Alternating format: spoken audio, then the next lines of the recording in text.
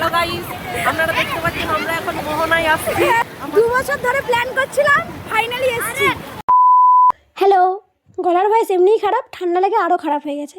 তো যাকগে, আগের ভিডিওতে বলেছিলাম যে আমরা দীঘা পৌঁছে গেছি।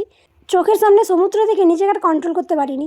কথাটা এই জন্যই বললাম, কারণ সমুদ্রে নামছি অথচ বুট পরে, তাই নামার পরে আবার বুটটা হাতে করে নিয়ে ঘুরে যেতে হচ্ছে।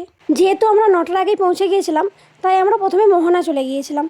ওখানে এত মাছের গন্ধ, মানে আমি আপনাদেরকে দেখানোর জন্য নাকটা টিপছিলাম না, সত্যিই আমি ওইভাবেই মোহনা গিয়েছিলাম।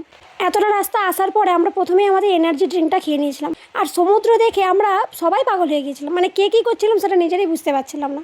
মোহনায় অনেকক্ষণ সময় কাটানোর পরে আমরা রুমে চলে গিয়েছিলাম। তারপর আমরা খাওয়া দাওয়া করে রেডি হয়ে গিয়েছিলাম স্নান করতে যাওয়ার জন্য। আর আমরা যেই টাইমটায় গিয়েছিলাম তখন জোয়ার চলছিল, তাই আমাদেরকে প্রায় 1 ঘন্টার মতো অপেক্ষা করতে হয়েছে সমুদ্রে নামার জন্য, কারণ প্রচণ্ড জল বাড়া ছিল, তাই কাউকেই নামতে দিচ্ছিল না।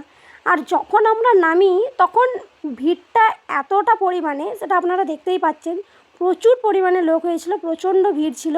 সমুদ্রে নামার পরে আমরা আবার পাগল হয়ে গিয়েছিলাম। প্রায় 2 থেকে 3 ঘন্টা আমরা সমুদ্রের জলে স্নান করেছি। তারপর রুমে গিয়ে আবার ফ্রেশ হয়ে খাওয়া দাওয়া করে ঘুমিয়ে পড়েছিলাম। সন্ধ্যাবেলা আমরা কোথায় গিয়েছিলাম সেটা আমি কালকে বলবো। টাটা।